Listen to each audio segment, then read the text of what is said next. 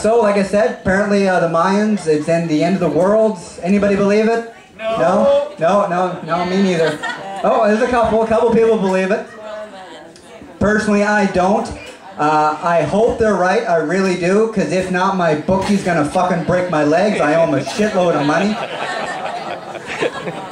There was a local woman, did anyone hear this? Was on the radio a few days ago.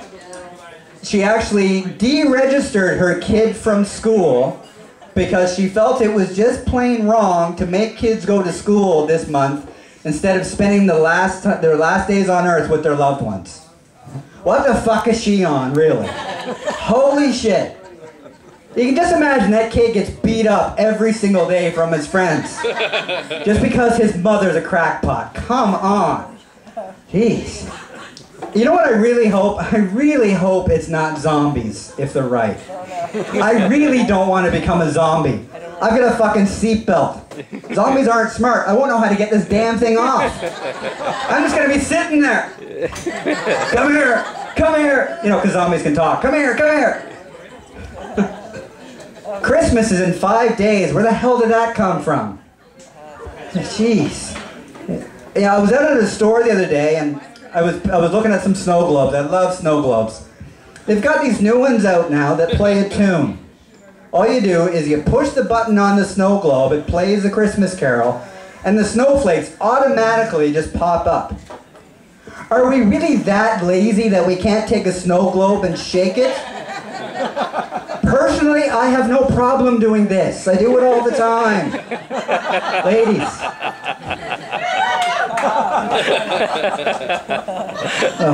One of my family traditions is Christmas Eve. My family and I, we go out driving around town and we check out all the Christmas lights. Anybody else do this? Yeah? You realize that Christmas is the only time where this is legal? You can't drive around looking at other people's houses in March. Stalking is legal at Christmas. If you don't believe me, try it in a couple months. Let's drive up to somebody's house and take a picture. What are they eating in there, honey? I told you she couldn't cook. What the fuck is that? See, honey, that's the wainscoting I want. Oh shit, they see us. No, before you call the cops, what are you cooking? What are you cooking? So I'm just going to end off with this, and then we'll get Robin up here. We're going to keep the show going. This nice man came up to me at work the other day. He told me a nice little story. He was sitting down. He couldn't stay on his feet for too long. That was obvious. So he calls me over and he says, he asked me all these questions. You know, why are you in a chair? How long have you been in a chair? But then he starts telling me his story. He says, you know, about 20 years ago, I got in a really bad motorcycle accident. I said, okay. And he said, the doctors told me you'll never walk again. So eventually he said they had to get a doctor in, really high regarded doctor. He works with the NHL, the NBA, the NFL, and he really knows what he's doing.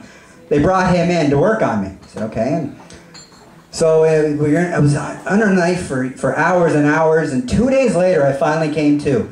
He says, I open my eyes and there's 6 doctors around me, and my wife at the time is sitting there. She's holding my hand, she's looking at me, and I was really drugged. And so she asked me, says, honey, is there anything I can do for you?